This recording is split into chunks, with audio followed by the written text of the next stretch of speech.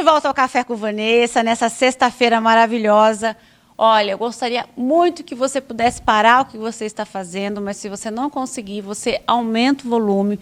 É um assunto que tem sido muito falado e a gente ouve muitas coisas, mas a gente precisa conversar com um especialista mesmo. E agora aqui no quadro, Tire as Dúvidas com o doutora Gabriela Vincenzi, ela que é geriatra, vem conversar conosco sobre demência, certo? Vem comigo nessa manhã de sexta-feira. Doutor, eu tava com saudade, só fico te vendo no Instagram. Feliz ano novo, né? Até o final de janeiro eu vou dar feliz ano novo. Ai, o prazer é todo nosso. É tão bom você vir, você explica tanta coisa, porque a gente precisa, né, se alertar e ficar mais atento para poder aprender. E a demência é algo que, assim, que a gente já fica prestando atenção mais na questão do Alzheimer, né? E a demência, eu acho que ela meio que popularizou com o Bruce Willis, sim, né? Ele também está com 60 e pouquinhos, né? E aí as pessoas começam já a ficar mais preocupadas e chamar mais atenção. E eu queria perguntar para a doutora o que é demência e quais os principais sinais de alerta que as famílias devem observar. Vamos lá. Demência é um termo amplo que a gente usa para diversas doenças que acabam afetando o funcionamento do cérebro e as atividades do dia a dia, né? Então, a gente tem diversos tipos de demência, que acho que a gente vai conversar isso aí, sim, ao longo, né? Mas demência é um termo amplo. Os principais, né, sintomas, né, sinais que as famílias precisam ficar atentas, né, são alterações de memória. O que o paciente começa a apresentar? Começa a esquecer o nome das pessoas, começa a perguntar várias vezes a mesma coisa, começa a não se lembrar de coisas do cotidiano que aconteceram ali recentemente, se lembra muito da parte antiga, do que já passou, mas as coisas recentes têm mais dificuldade. Isso progressivamente vai piorando.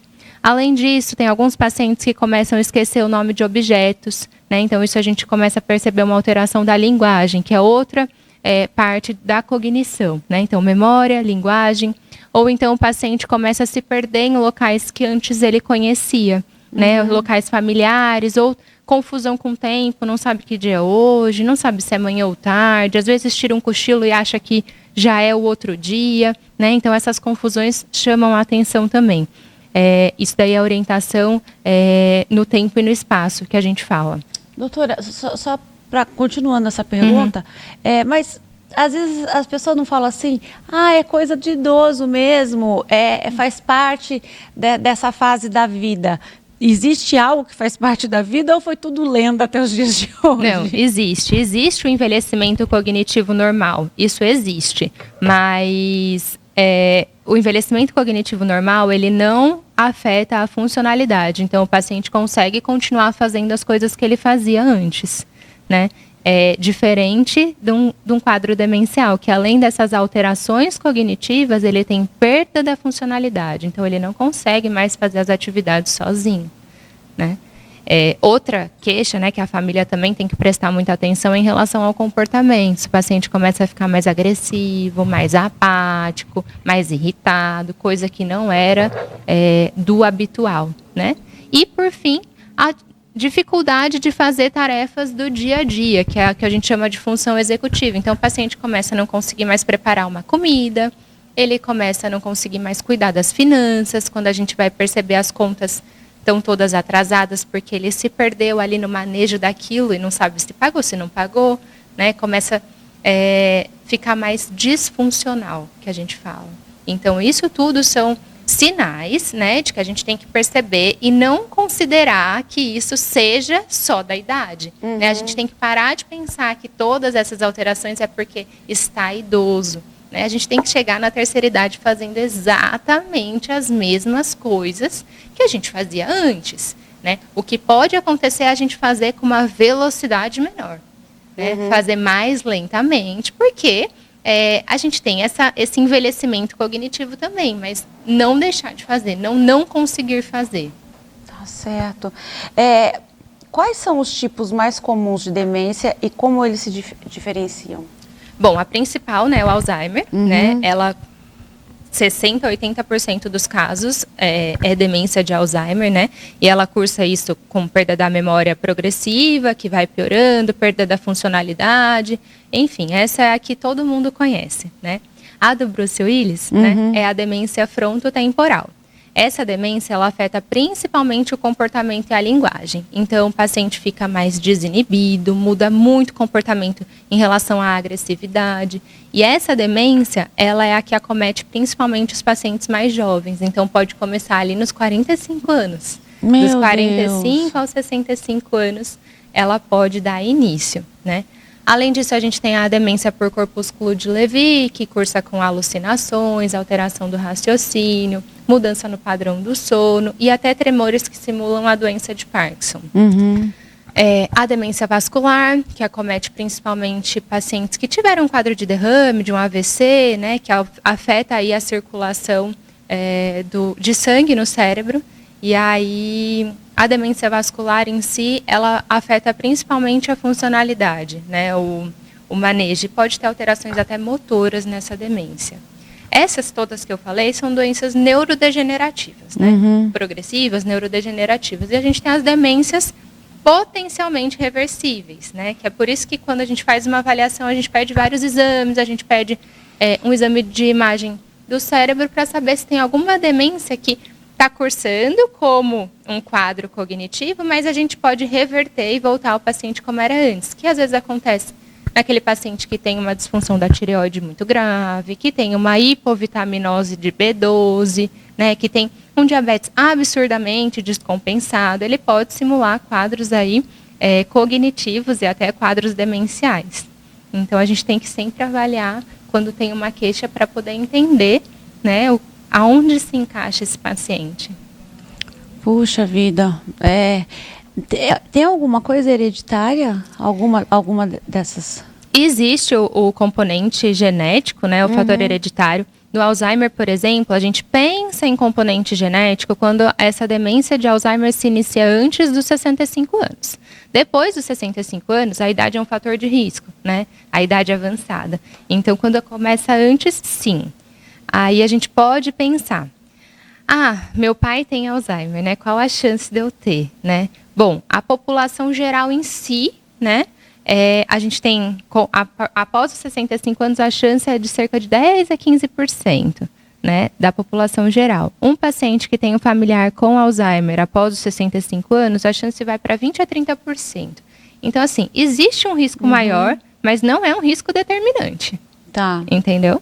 Abaixo dos 65 anos, pode ser que realmente tenha um componente genético aí mais presente. Essa demência é neurofrontal, é isso? Frontotemporal. Frontotemporal, que ela comete mais cedo. Mais cedo. Né? Dá para se explicar o porquê acontece, o porquê que a pessoa vive? Acredita-se que essa tem, assim, mais um componente genético e aí tem a relação com a mutação de um gene. Que acontece no decorrer da vida? Não, que o paciente já nasce com ele. Ou, assim, uma mutação gênica, né? Existe isso e existe todos os outros fatores de risco para as outras demências também que a gente precisa sempre evitar. Nossa, será que daria já para fazer exame? Na verdade, assim, não adianta a gente fazer, porque isso não é algo que a gente... Se a gente tiver essa alteração, a gente vai lidar com isso. Ficar vivendo, sabendo. Pode acontecer? Pode acontecer. Mas pode ser que não aconteça. Né? Então pra quê? Assim, então deixa assim, né? Então deixa assim. Porque é triste para a família, né? É muito triste para a família. Na verdade, a pessoa, ela não está vivenciando aquilo, sim, mas a família tem que se readaptar, sim, né? Sim. A demência sempre leva à perda total da independência ou existe casos em que o paciente mantém certa autonomia? No início do diagnóstico, o paciente mantém autonomia, consegue ainda fazer as atividades dele, banho, se vestir, se alimentar, atividades pequenas ali, essa autonomia ainda está presente. Por isso que é muito importante a gente fazer o diagnóstico já no início.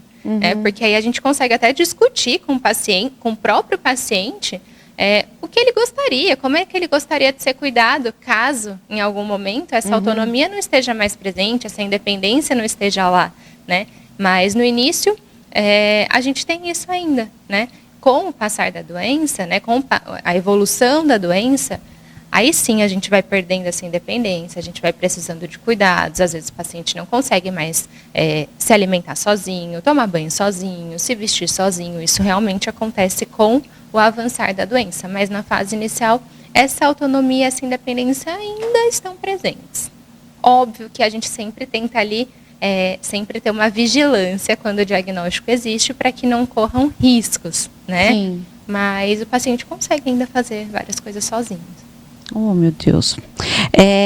Quais os fatores de risco podem aumentar as chances de desenvolvimento da demência? Bom, a gente tem os fatores de risco não modificáveis, por exemplo, a idade avançada é um fator de risco, né? O fator genético, se estiver presente, esses a gente não consegue mudar, mas existem fatores de risco modificáveis, que a gente consegue reduzir até 50% a chance de ter demência, né? E aí esses fatores de risco são sedentarismo, obesidade, tabagismo, hipertensão, diabetes, baixa escolaridade, perda auditiva, traumatismo crânioencefálico, dieta não saudável, né, uma dieta pobre em vitaminas, minerais, enfim. Então, tudo isso são fatores que, se a gente modificar, a gente reduz em 50% o risco de ter demência. Eu acho isso muita coisa. É muito maior do que a chance de você ter. Sim, é muito maior. Então, assim, vale muito a pena a gente cuidar aí da nossa saúde. Não sei se tem aqui essa pergunta, mas tem alguma idade que a doutora recomenda para a gente poder fazer esses exames? Tem exames específicos? Para diagnosticar? Na verdade, assim, a gente precisa fazer o acompanhamento, né? Para a gente evitar que a gente tenha um quadro de demência no futuro. Então, assim, a ideia de fazer exames regulares é desde sempre, Desde né? sempre, né? Então, ali, 30, 40 anos, a gente já tem que começar a pensar em como é que a gente quer envelhecer, né? E não pensando só na demência em si, pensando em todas as doenças que estão mais comuns aí na terceira idade, que não são normais, mas são mais comuns, né? Então, assim, a gente tem que programar hoje o velho que a gente quer ser, entendeu? E eu acredito que ninguém faz isso, né? Ninguém a gente só faz pensa. isso. A única certeza que a gente tem é que a gente vai envelhecer, né? E aí a gente fica deixando isso passar na lateral e olha, dá tchauzinho e deixa indo. Vai deixando o fluxo, né? E aí quando chega lá, a gente acaba tendo que acaba pagando caro se a gente não se programou aí ao longo da vida, né? Então, atividade física, alimentação saudável, aquilo que a gente sempre fala, né? É essencial. Na verdade, não tem como a gente querer chegar na terceira idade se a gente não fizer isso hoje. Meu Deus. Então tá, né? Vamos ficar de olho, vamos se cuidar, porque a doutora falou assim, a única certeza que a gente tem é que vai envelhecer. As pessoas já dizem assim, a única certeza que eu tenho é que eu vou morrer. Mas até chegar lá, irmão. Não, a única né? certeza... Assim, a gente sabe que a gente vai envelhecer, a não ser que a gente morra antes. Sim. Mas quem vai saber? E aí, assim, né? A gente tem que se programar. Tem porque que se senão programar. isso vai acontecer, vai bater na nossa porta. Sim. Né? Então, assim, é preciso, não tem como. E, assim, as rotinas, né, de check-ups anuais, né, aos 30, 40 anos, não precisa ser semestral, um check-up anual, que você faça os exames cardiológicos, que você faça os exames de sangue, que você controle a sua função da tireoide, que você controle a sua glicemia, o seu colesterol, né, que você seja orientado para saber se você está ingerindo uma quantidade adequada de proteínas, se a tua alimentação está colorida, né, se você está com o peso adequado, né, então, se você, por exemplo, fuma, né, se existem maneiras da gente evitar, né, tentar tirar esse vício, o álcool, né, existem o profissional, o geriatra e outros médicos, né, podem auxiliar nesse processo para a gente, tá fora de moda, né, isso. Então, assim, para a gente tentar reduzir esses fatores de risco para essas diversas doenças. Que se a gente for pensar, os fatores de risco para a demência são os mesmos fatores de risco para doenças cardiovasculares, por exemplo, AVC, infarto, né, e a gente não liga. Não liga. E tem que ligar, né? Vamos aproveitar que a gente está em janeiro. Eu sempre gosto de falar dos exames anuais, você começar no início do ano. Isso. Né? Porque daí você começa, talvez você faz a consulta, aí marca exame, talvez lá para março você termine. Então, é por isso que é importante começar agora, né? E você que tem um idoso do seu lado aí, um pai, um vô, né, um tio, vê se o seu vizinho tem alguém para levar ele, né? Acompanha, se ofereça, né? Faça essa assistência. Eu tenho certeza que vai fazer tão bem para ele quanto para você também. Para você ir muito bem. Como que o diagnóstico precoce pode fazer a diferença no tratamento da demência? Bom, o diagnóstico precoce permite que a gente faça primeiro planejamentos com o próprio paciente, né, além da família. Além disso, diagnosticar precocemente, a gente inicia o tratamento mais rápido e o tratamento visa a gente retardar a progressão da doença. Então, quanto antes a gente começa, mais lentamente ela vai evoluir, né? Além disso, a gente consegue auxiliar, né, a família a se planejar, né, como é a evolução dessa doença, o que pode acontecer no futuro, né, o que eles como eles gostariam, né, que isso fosse caminhando. Então, eu acho que o diagnóstico precoce é essencial para a gente ter uma evolução diferente do quadro. Se a gente for esperar um quadro avançado, a gente vai, assim, cuidar muito provavelmente da parte comportamental, né? Quando a gente não tem mais como modificar a funcionalidade. E aí fica mais difícil. Fica, né? Fica bem mais difícil. Existem medidas preventivas que podem ser adotadas para reduzir o risco da demência? Sim, essas que a gente estava conversando. Alimentação, uma vida saudável. Socialização, né? Isso também é super importante no quadro da demência, evitar isolamento social. Evitar pacientes que têm problemas de sono, né, controlar isso, porque a privação de sono também pode atrapalhar. Atividade física regular, alimentação saudável, evitar a obesidade, evitar o tabagismo, o etilismo. São esses as principais maneiras da gente evitar um quadro demencial. Nos últimos tempos, assim, como que eu vou dizer? Os idosos estão vivendo bastante, né? A gente vai aí para Silvio Santos, 93, né? Essa semana que passou, nós perdemos Léo Batista, 92, né? E eu comecei a lembrar de Léo Batista porque ele era a zebrinha. Eu sempre tive medo daquela zebra. Nossa, como eu tinha medo da zebrinha. E ele continuava lendo, falando, com a dicção dele, né? É um esforço. Você lembrou disso? Outra coisa que ajuda também, né? A gente sempre estar aprendendo algo novo. Então, seja um instrumento, seja um idioma, seja alguma coisa manual que a gente vai aprender novo. Isso estimula o outro lado do cérebro que a gente fala, né? E isso ajuda a gente a fazer novas sinapses e a gente continuar fazendo o cérebro se manter ativo, né? Jogos, palavras cruzadas, né? Isso também, tudo isso acaba ajudando a gente a melhorar essa parte cognitiva, a leitura, enfim. Puxa vida, então vamos ver esse número aumentando cada vez mais, né? E a ideia, e como a idade é um fator de risco, né? A idade avançada, por isso que antes não tinha tanto diagnóstico de demência, a gente não via tantas pessoas, né? Mas é que hoje as pessoas estão vivendo mais, então a gente vai acabar lidando com esse diagnóstico cada vez mais. E a gente sabe hoje em dia fazer esse diagnóstico, né? Então eu acho que antes era tudo do envelhecimento, era tudo da idade. E né? atura, né? Vai acontecer, vai deixando, é o caminho natural. Vai deixando, e hoje em dia não é assim, né? Então, tanto a idade avançada quanto o diagnóstico mais preciso faz com que os casos aumentem, né? Não necessariamente, mas que os diagnósticos aumentem. Porque não houve acompanhamento, não houve um cuidado, né? Como que os familiares podem lidar com as mudanças comportamentais causadas pela demência? Essa é a parte mais difícil, mais desafiadora da demência, na minha opinião. Que é a parte, os transtornos comportamentais, agressividade, agitação, perambulação, apatia, enfim. A primeira coisa que eu acho, sim, é ter paciência, né? Então, calma. Essas alterações não são intencionais, são da doença, né? Então, primeiro a gente tem que entender isso. É difícil na hora que a gente está ali no dia a dia, mas a gente tem que entender que aquele paciente não era assim antes. É a doença que está fazendo com que ele fique dessa maneira. Outra coisa, rotina, né? Rotina é essencial na vida de um paciente com demência.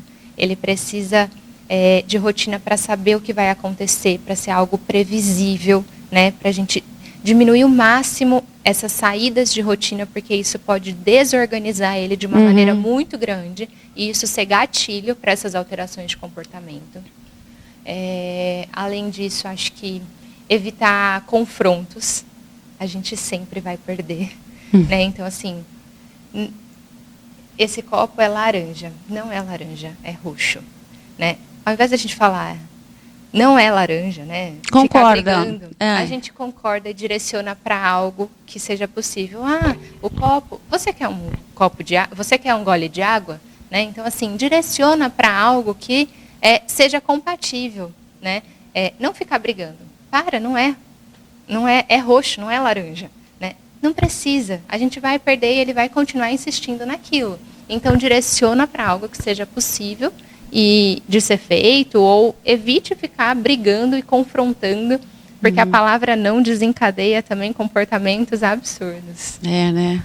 Eu acho que assim, essas 3 coisas, paciência, rotina, evitar confrontos e ter alguém que vai te auxiliar aí nessas alterações de comportamento, procurar se teve algum gatilho. Então, às vezes, a alteração de comportamento acontece porque o paciente está com dor, porque o paciente quer fazer xixi e não consegue chegar até o banheiro, porque o paciente está com algum desconforto. Então, tentar identificar se existe algum gatilho para essa alteração de comportamento e evitar, né, cuidar desse gatilho para que isso não altere o comportamento ali naquele momento, né? E ter alguém que vai te ajudar e orientar caso seja necessário medicações para isso, enfim. Que aí o geriatra entra nesse ponto. Entra na história. Mas, a última pergunta aqui, a geriatria, ela não começa no finalzinho. A partir de que idade? Eu sempre falo a partir dos 40 anos é uma idade assim excelente para a gente começar a se cuidar. Que é normalmente quando a gente vai precisar fazer os exames aí, os check-ups, né? Mamografia, colonoscopia, enfim, tudo começa aí a partir dos 40 anos. Então, eu acho que é uma idade ideal para a gente começar a pensar em procurar um geriatra para programar esse envelhecimento, né? Para aí começar esse acompanhamento realmente, esses check-ups e as orientações para um envelhecimento com mais qualidade de vida, um envelhecimento mais saudável e que a gente chama na geriatria um envelhecimento bem-sucedido. Bem-sucedido, né? Dentro da geriatria, né, foi a doutora que me ensinou, quando a pessoa tem a idade certa, né, de estar no geriatra, porque eu vou falar de mim aí de casa, talvez eu comecei a fazer um tour com o meu pai, em todas as especialidades. Aí um dia a doutora me explicou, falou, não, só existe uma especialidade para a idade dele, que é o geriatra. Dentro da geriatria, né, nós vamos ver todas as coisas e vamos acompanhá-lo. E a senhora até usou o exemplo do pediatra. Sim. Né? Sim. A criança vai no pediatra. E depois disso, a vida facilitou, né? Porque você ficar procurando vários médicos em todas as áreas e eles têm muitas dores, né? Tudo dói. Então, cada dia um dia eu estava no ortopedista, outro dia eu estava no dermatologista, sabe? Então, queria que a doutora explicasse a funcionalidade, né, de você estar com o geriatra acompanhando. O geriatra, né, na primeira consulta, a gente faz o que a gente chama de avaliação geriátrica ampla, que é avaliar o paciente da cabeça aos pés, inclusive a parte emocional, psíquica, não só o físico que está ali, né? O geriatra faz toda essa avaliação, até do ambiente que ele mora, como é a casa, tudo, né? O geriatra observa todo o paciente como um todo, digamos assim. E aí esse acompanhamento se inicia, né? Se por um acaso, né, o geriatra precisa da avaliação de algum outro especialista em algum ponto que ele identificou na consulta ou ao longo do acompanhamento, esse paciente vai para o especialista com uma cartinha, né, olha, foi visualizado isso, tal, queria uma opinião, enfim, a solicitação de tais exames e tal.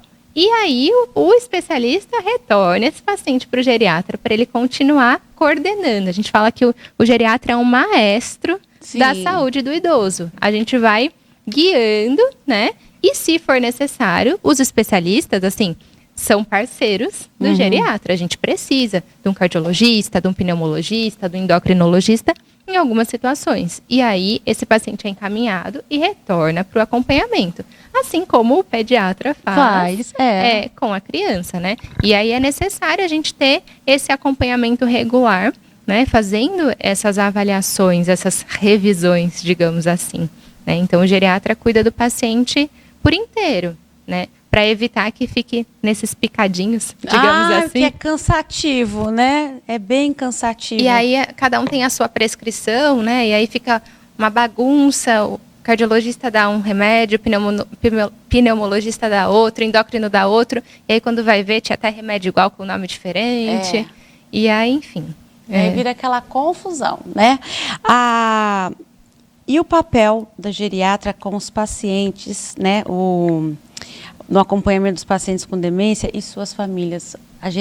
O geriatra também acompanha essa família? Sim, a gente acompanha desde o diagnóstico, né? Então, o geriatra acompanha diagnosticando, auxiliando, planejando, estando do lado dessa família na hora que esses transtornos comportamentais acontecem, né? Então, o geriatra tem um papel fundamental aí, desde o diagnóstico. Na verdade, eu diria que até desde a prevenção, porque se esse paciente até vem antes, né? Eu acho que desde o início o geriatra pode estar ajudando. Até, infelizmente, o final da vida, né? Até os últimos momentos desse paciente, o geriatra vai estar cuidando. Né? Isso é muito bom saber e também para esclarecer todo mundo, gente. Todo mundo. 40 anos eu não sabia, hein? O ideal seria. Seria ideal, né? Começar a procurar aos 40 anos. Então, eu já tô bem atrasada. Eu tô levando meu pai, eu vou ter que ir junto, né? Não, mas tá ótimo. Doutora, já voltou a trabalhar em 2025? Já voltei. Consultório aberto. Aberto. Tudo bonitinho. Janeiro já estamos sem data. Outra coisa boa. Eu acho que eles também são mais pontuais, né? O início do ano é sempre assim, todo mundo quer se programar, né? Não e é o ideal. Mas assim, se passou janeiro, quanto antes começar. Só não o ano passar. todo. Só não deixar passar. Gente, o Instagram da doutora tá aí na tela para você, ó. É DRA, né? Doutora Isso. Gabi Vincenzi, geriatra, tá bom? No Instagram dela você encontra o consultório, os contatos dela. Pode mandar uma perguntinha? Pode. Se teve pergunta que a gente não perguntou? Pode, vou deixar uma caixinha de perguntas aberta. Então tá bom, você pode fazer e deixar lá para a doutora. Muito obrigado por dividir esse tema com a gente, que eu sei que tira muitas dúvidas, Eu né? que agradeço o convite. Obrigada, viu? E ó, 2025, conto com você aqui Pode comigo. deixar. Por favor. Estarei aqui. Eu conto mesmo. Obrigada, viu? Um beijo. Gente! Opa, que susto que deu! Sextou, né? Sextou, sexta-feira, que assunto pertinente para a gente aprender cada vez mais. No quadro Tire as Dúvidas com o Doutor, eu conversei com a doutora Gabriela Vincenzi, geriatra. Se você pegou na metadinha, pegou quase no final, não tem problema, é só você ir no site da Rede TV Tocantins e você vai assistir, vai rever essa entrevista e vou te pedir um favorzão. Compartilhe também. Compartilhe, né? Você vai ler, você vai ver, compartilhe com seus irmãos, com os vizinhos, compartilhe mais da informação correta, certo? Vou para um rápido break. Na volta, tem mais Café com Vanessa, não saia daí.